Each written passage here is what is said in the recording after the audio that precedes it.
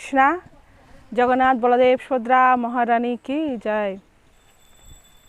তো অখিল ব্রহ্মাণ্ডের নায়ক, যিনি সমগ্র জগতের নাথ, পরমেশ্বর ভগবান শ্রী শ্রী জগন্নাথ দেব তার ভক্তদের সঙ্গে প্রভূত লীলাবিলাস করে থাকেন।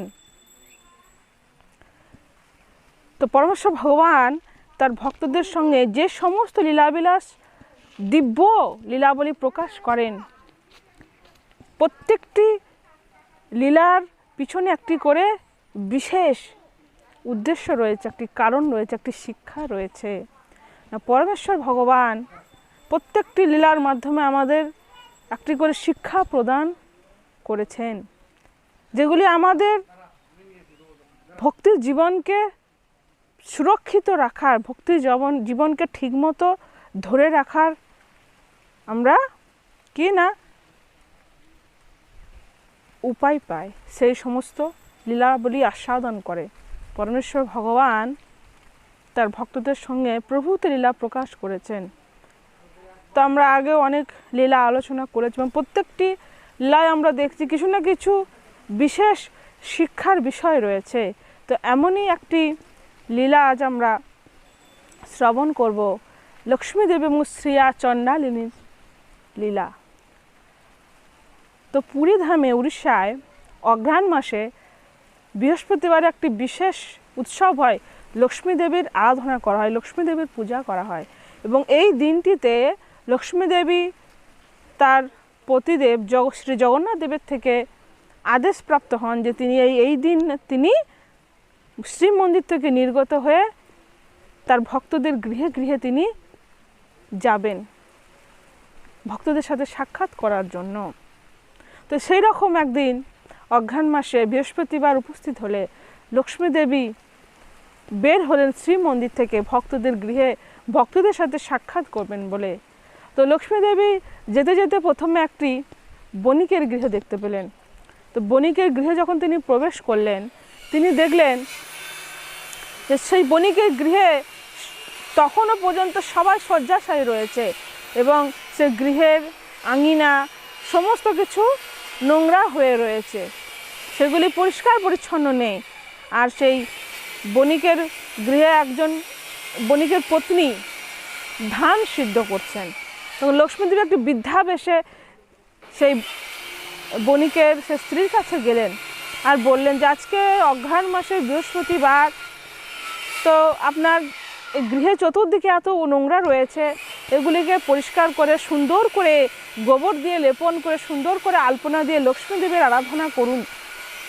কিন্তু সেই বণিকের পত্নী সে ধান সিদ্ধ করতেই রত থাকলেন, তিনি লক্ষ্মী দেবীর কোনো কথায় কর্ণপাতই করলেন না। তখন লক্ষ্মী দেবী চরম ক্রোধান্বিত হয়ে গেলেন এবং ক্রোধান্বিত হয়ে লক্ষ্মী দেবী অভিশাপ দিলেন যে তোমার সমস্ত সম্পদ নিমেষের মধ্যে সব কিছু ধূলিসাৎ হয়ে যাবে, তোমরা দিন ভিখারিতে পরিণত হবে। এবং কিছুদিনের মধ্যে সেই বণিকের সমস্ত সম্পদ নষ্ট হয়ে যায় এবং তার ভিখারিতে পরিপূর্ণ হয়। এবং তারপর লক্ষ্মী দেবী এক চণ্ডালিনীর গৃহে গিয়ে উপস্থিত হন। তিনি যেতে যেতে দেখলেন যে একটা চণ্ডালিনীর গৃহে সে চণ্ডালিনী তার আঙ্গিনা সমস্ত কিছু সুন্দর করে গোবর দিয়ে লেপন করে সুন্দর করে আলপনা এঁকে সুন্দর করে লক্ষ্মী দেবীর পূজা করছেন। তখন লক্ষ্মী দেবী অত্যন্ত প্রীত হয়ে সে চণ্ডালিনীর গৃহে উপস্থিত হলেন এবং সেই চণ্ডালিনীকে আশীর্বাদ প্রদান করলেন যে তুমি অতুল ঐশ্বর্যের অধিকারিণী হবে। এবং সেই চণ্ডালিনী ক্রমে অতুল ঐশ্বর্যের অধিকারিণী হয়ে যান। তো লক্ষ্মী দেবী যখন সে চণ্ডালিনীর গৃহ থেকে নির্গত হচ্ছিলেন, তো সেই সময় জগন্নাথ দেব এবং বলদেব প্রাতরাশে বের হয়েছিলেন। তো তখন ওনারা দেখলেন লক্ষ্মী দেবীকে এক চণ্ডালের গৃহ থেকে নির্গত হতে।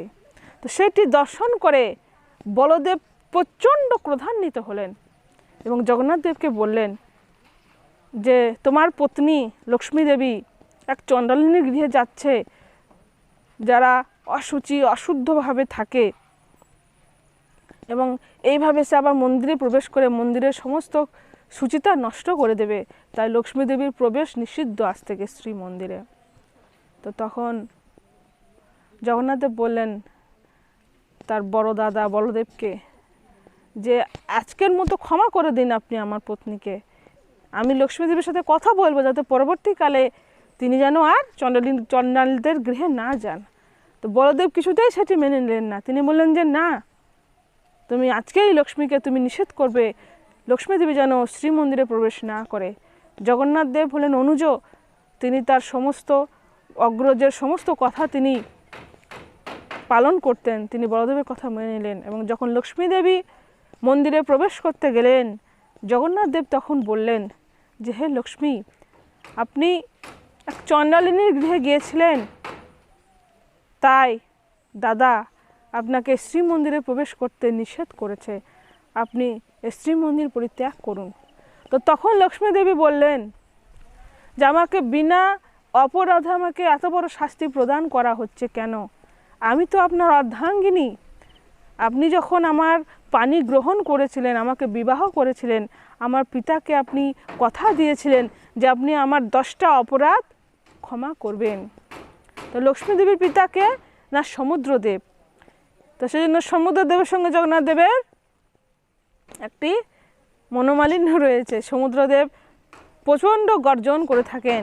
সমগ্র উড়িষ্যা, সমগ্র পুরীধামে সমুদ্রের গর্জন আমরা শুনতে পাই, কিন্তু পুরীর যে জগন্নাথ মন্দির রয়েছে, সেই জগন্নাথ মন্দিরের ভিতরে যখন আমরা প্রবেশ করব, সেখানে আমরা সমুদ্রের গর্জন শুনতে পাই না।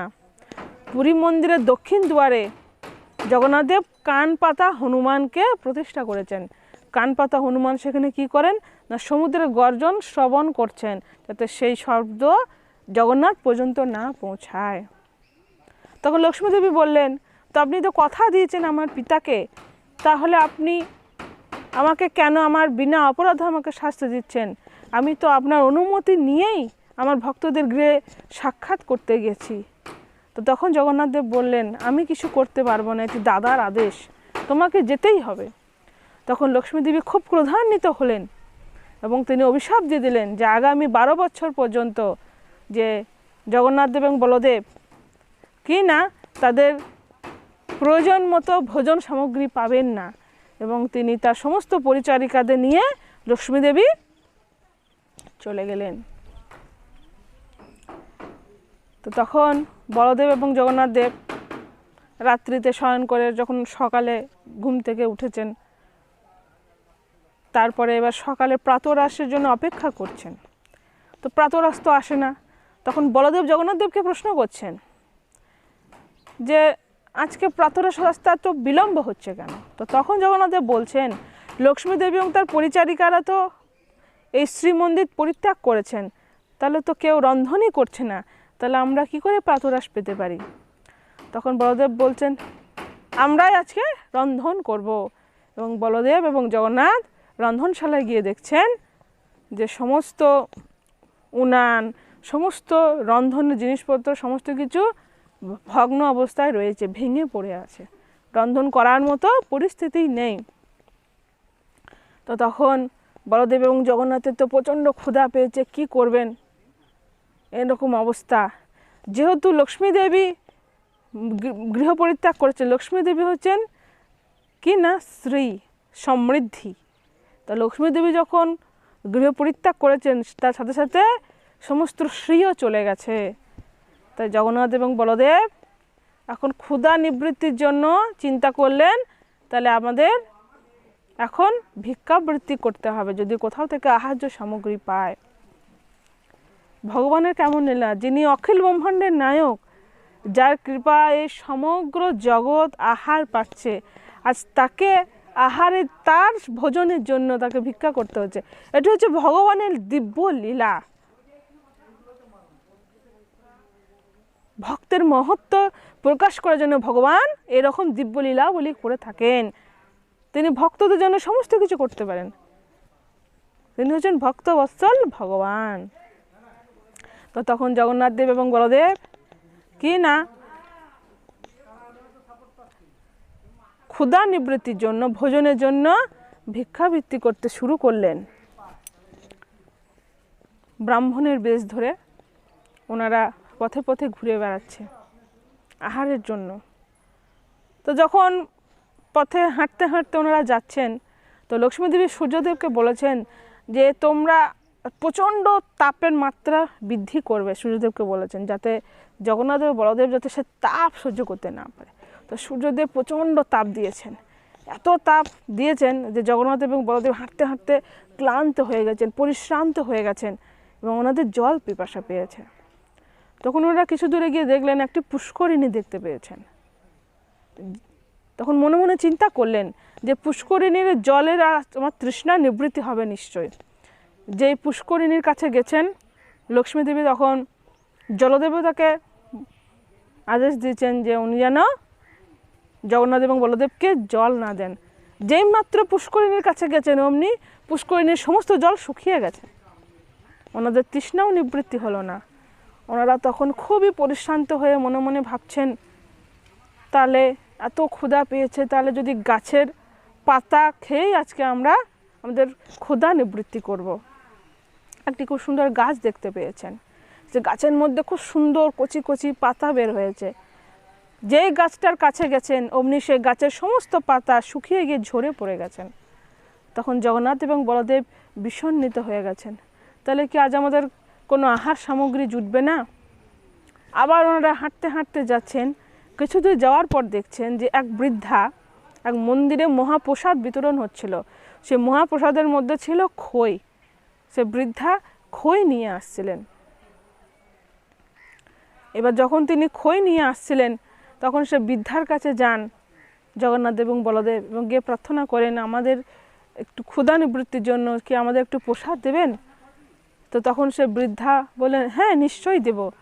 তখন সে বৃদ্ধা যখন তার সেই পাত্র থেকে সে খই যখন ওনাদেরকে দিলেন, তো তখন লক্ষ্মীদেবী বায়ুদেবকে বললেন যে এত জোরে তুমি তোমার প্রবাহ করো যাতে সমস্ত খইগুলি যাতে উড়ে যায়। যেই মুহূর্তে সে বৃদ্ধা সে খইটি জগন্নাথ বলদেবকে দিচ্ছেন, এত জোরে হাওয়া এসেছে সে খইগুলি হাওয়ায় উড়ে গেছে। খইগুলিও আর পাওয়া হলো না জগন্নাথ আর বলদেবের। তখন জগন্নাথ আর বলদেব খুব বিষণ্ণবিষ্ট হয়ে গেছেন। প্রত্যেকটা গৃহে গৃহে যাচ্ছেন যে একটু আমাদের আহার্য সামগ্রী দেবেন। সবাই ওনাদেরকে দূর দূর করে তাড়িয়ে দিচ্ছেন, বলছেন লক্ষ্মী ছাড়া এসেছে। কেউ ওনাদের আর আহার দেয় না, ওনাদের ভোজনের সামগ্রী প্রদান করে না। তো তখন খুবই বিষণ্ণাবিষ্ট হয়ে গেছেন জগন্নাথ দেব এবং বলদেব। এবং তখন একজনকে জিজ্ঞাসা করছেন যে আচ্ছা, এখানে আশেপাশে কোথাও কি কোনো গ্রামে এমন কি কেউ নেই যে আমাদের ভোজন করানোর জন্য আমাদেরকে কিছু আহার সামগ্রী দিতে পারে? তখন সেই ব্যক্তি বললেন যে হ্যাঁ আছে, এখান থেকে একটু দূরে একটা গ্রাম রয়েছে। সেই গ্রামে এক খুব ধনী এক বণিক রয়েছেন, উনি ওনার গৃহে সবসময় সাধুগুরু বৈষ্ণবদের ভোজন করান, ওখানে গেলে আপনি নিশ্চয়ই ভোজন পাবেন। তখন ওনারা জিজ্ঞাসা করলেন কোন গ্রাম? তখন সে ব্যক্তি বললেন সেটা হচ্ছে চণ্ডালদের গ্রাম। তো তখন জগন্নাথ এবং বলদেব সেই চণ্ডালদের গ্রামে গিয়েছেন, সেই শ্রেয়া চণ্ডালিনীর গৃহে। না, যেই চণ্ডালিনীর গৃহ থেকে লক্ষ্মী দেবীকে নির্গত হতে দেখে বলদেব এবং জগন্নাথ দেব লক্ষ্মী দেবীকে শ্রীমন্দিরে প্রবেশ নিষিদ্ধ করেছিলেন, সেই শ্রেয়া চণ্ডালিনীর গৃহে গিয়ে উপস্থিত হলেন জগন্নাথ দেব এবং বলদেব। এবং ওনারা প্রার্থনা করলেন যে আমাদের কি কোনো ভোজনের জন্য কোনো ভোজন সামগ্রী আমরা পাবো? তো তখন শ্রেয়া চণ্ডালিনী বললেন যে হ্যাঁ নিশ্চয়ই পাবেন, আপনারা ব্রাহ্মণ আমার গৃহে এসেছেন, আমাদের কত সৌভাগ্য। কিন্তু বলদেব বললেন যে আমরা তো ব্রাহ্মণ, আপনারা তো চণ্ডাল, আপনাদের হাতে রন্ধন করা কোনো বস্তু আমি গ্রহণ করব না। আপনি সমস্ত চাল ডাল সবজি সমস্ত কিছু সামগ্রী আমাদেরকে জোগাড় করে দিন, আমরা নিজে রন্ধন করে সেবা করব। উনি তাই করলেন, সমস্ত কিছু জোগাড় করে রন্ধনশালায় দিলেন এবং বলদেব জগন্নাথকে রান্নার দায়িত্ব দিয়ে তিনি স্নান করতে গেলেন। জগন্নাথ এদিকে রান্না করবেন, তো উনুনই ধরাতে পারলেন না জগন্নাথ দেব, রান্না কি করে করবেন? তখন বলদেব ফিরে এসেছেন, বলদেব ভাবছেন হয়তো তখন রন্ধন হয়ে গেছে, তিনি গিয়েই বোধহয় প্রসাদ পেয়ে যাবেন। যেই বলদেব গেছেন তখন জগন্নাথকে জিজ্ঞাসা করছেন রন্ধন হয়ে গেছে? তখন জগন্নাথ দেব বলছেন যে না, আমি তো উনুনই ধরাতে পারিনি, তাহলে রন্ধন কি করে হবে? তখন বলদেব বলছেন যে তুমি সামান্য একটা উনুনই ধরাতে পারোনি, তুমি যাও, আমি আজকে রন্ধন করব। বলদেব রন্ধন করতে বসেছেন। তিনি উনুন ধরানো তো দূরের কথা, এত ধোঁয়া উঠতে শুরু করলো সে উনুন থেকে, সে ধোঁয়ায় নাক দিয়ে, চোখ দিয়ে, কান দিয়ে জল বের হতে থাকলো। রন্ধন কার্য আর হলো না। তখন জগন্নাথ এবং বলদেব আবার পুনরায় ফিরে আসলেন শ্রেয়া চণ্ডালিনীর কাছে এবং বললেন যে আমরা রন্ধন করতে পারলাম না, তাই আপনারা একটু স্নান টান করে শুচি হয়ে আমাদের জন্য একটু রন্ধন করে দিন। তখন শ্রেয়া চণ্ডালিনী বললেন তাই হবে, আপনারা কৃপা করে একটু অপেক্ষা করুন। এবং ক্রমে সেই চাল ডাল সামগ্রী রন্ধনশালায় নিয়ে যাওয়া হলো এবং খুব তাড়াতাড়ি অল্প সময়ের মধ্যেই বহুবিধ রন্ধন করে 56 ভোগ প্রস্তুত করে জগন্নাথ এবং বলদেবের সামনে প্রস্তুত করা হলো।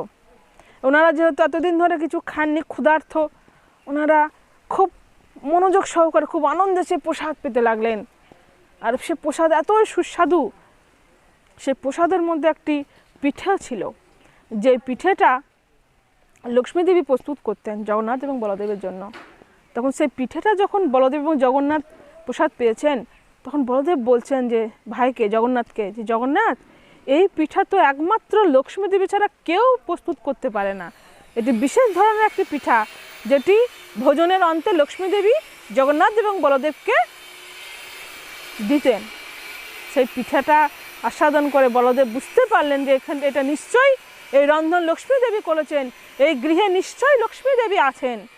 তখন তিনি জগন্নাথকে বললেন যে যাও, তুমি তোমার পত্নীকে তার কাছে ক্ষমা প্রার্থনা করে ভুল সংশোধন করার জন্য তুমি লক্ষ্মী দেবীকে শ্রীমন্দিরে ফিরিয়ে নিয়ে আসো। পুরীতে, উড়িষ্যায় একটি নিয়ম আছে যে বলদেব যেহেতু লক্ষ্মী দেবীর সম্পর্কে ভাসুর হচ্ছে, তাই ভাসুর ভাইয়ের পত্নীর সাথে কথা বলেন না। তাই জগন্নাথ দেব তার দাদার আদেশে লক্ষ্মী দেবীর কাছে গেলেন এবং লক্ষ্মী দেবীর কাছে ক্ষমা প্রার্থনা করে তিনি লক্ষ্মী দেবীকে বললেন যে চলো, তুমি তোমার শ্রীমন্দিরে ফিরে চলো। তো তখন লক্ষ্মী দেবী জগন্নাথ দেবের কাছে একটি কথা নিলেন যে তুমি কথা দাও হে প্রভু, তোমার প্রসাদ পাওয়ার জন্য, তোমার সেই মহাপ্রসাদে কোনো উচ্চ নিচ্চ জাতি কুল কোনো ভেদ থাকবে না, ব্রাহ্মণ ক্ষত্রিয় বৈশ্য শূদ্র নির্বিশেষে সবাই সমানভাবে তোমার প্রসাদ পাবে। তো জগন্নাথ দেব লক্ষ্মী দেবীর সেই কথায় আশ্বস্ত হলেন। তো এই লক্ষ্মী দেবীর সেই কথা মেনে নিলেন এবং সেই থেকে আজও সেই পুরীতে কোনো জাতিকুল ভেদ বিচার নেই। একই পাত্রে ব্রাহ্মণ ক্ষত্রিয় বৈশ্য শূদ্র এমনকি কুকুরও পর্যন্ত একই পাত্র থেকে প্রসাদ পায়, সে প্রসাদ কখনো অপবিত্র হয় না। ততক্ষণ আমরা শ্রেয়া চণ্ডালিনী এবং লক্ষ্মী দেবীর সেই দিব্য লীলা শ্রবণ করলাম। তো জগন্নাথ দেব এবং মাতা লক্ষ্মী দেবী এবং বলরাম শ্রেয়া চণ্ডালিনীর সঙ্গে যে লীলাটি সুসম্পাদন করলেন, এই লীলাটির মাধ্যমে আমরা একটি প্রকৃষ্ট একটি শিক্ষা আমরা পেয়ে থাকি। কারণ ভগবান যে সমস্ত লীলাবলী প্রকাশ করেছেন, প্রত্যেকটি লীলার পেছনে একটি বিশেষ নির্দিষ্ট কারণ রয়েছে, একটি উদ্দেশ্য রয়েছে। আমাদের মতো জড়বুদ্ধি সম্পন্ন জীবকে তিনি শিক্ষা দেওয়ার জন্য তার দিব্য লীলাবলী প্রকাশ করেছেন। তো এই লীলা থেকে আমরা প্রথম শিক্ষাটি পেয়ে থাকি যে আমাদের কখনো অহংকার করা উচিত নয়। অহংকারই হচ্ছে মানুষের পতনের মূল কারণ। যখন কোনো জীবের মধ্যে অহংকার আসবে, তখন তার থেকে সমস্ত কিছু দূরীভূত হয়ে যাবে, এমনকি ভগবানও তাকে পরিত্যাগ করবেন। সে যত বড়ই ভক্ত হোক, যত বড়ই সাধু হোক না কেন, যত বড়ই তপস্বী হোক না কেন, ভগবান কখনো অহংকার সহ্য করতে পারেন না।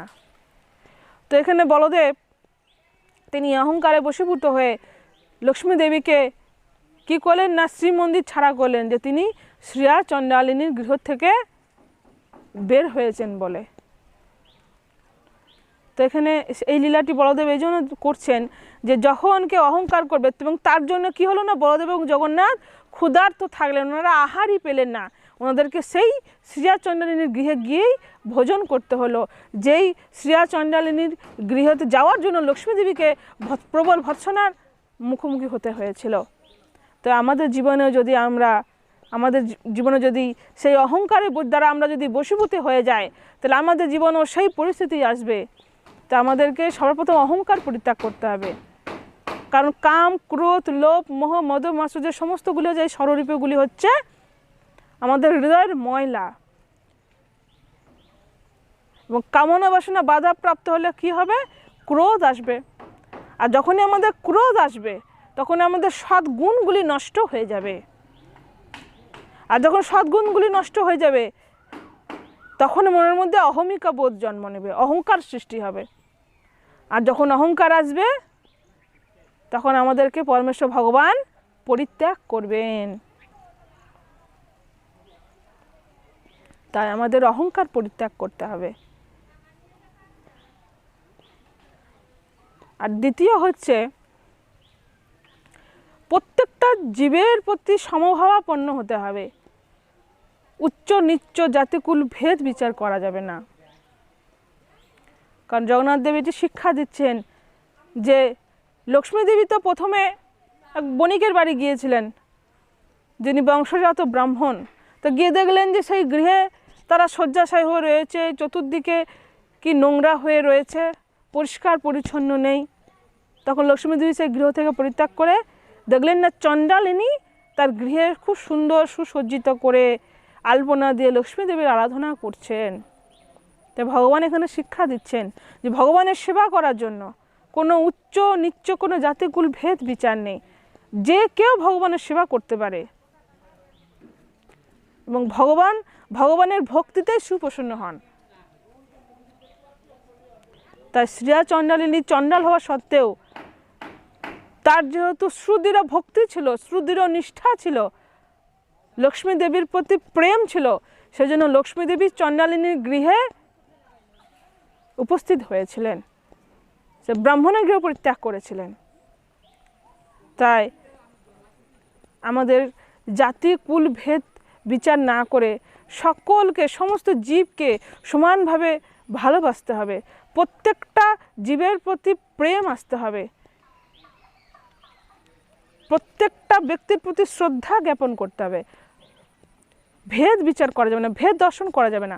অনেক সময় অনেকে বলে, আমরা শুনে থাকি যে ইস্কনে যাওয়া যাবে না, কারণ ইস্কনে বিদেশিরা থাকেন, ইস্কনে বিদেশি গুরু থাকেন। আর বিদেশিরা যেহেতু ম্লেচ্ছ দেশে জন্ম হয়েছে সেই জন্য ইস্কনে যাওয়া যাবে না।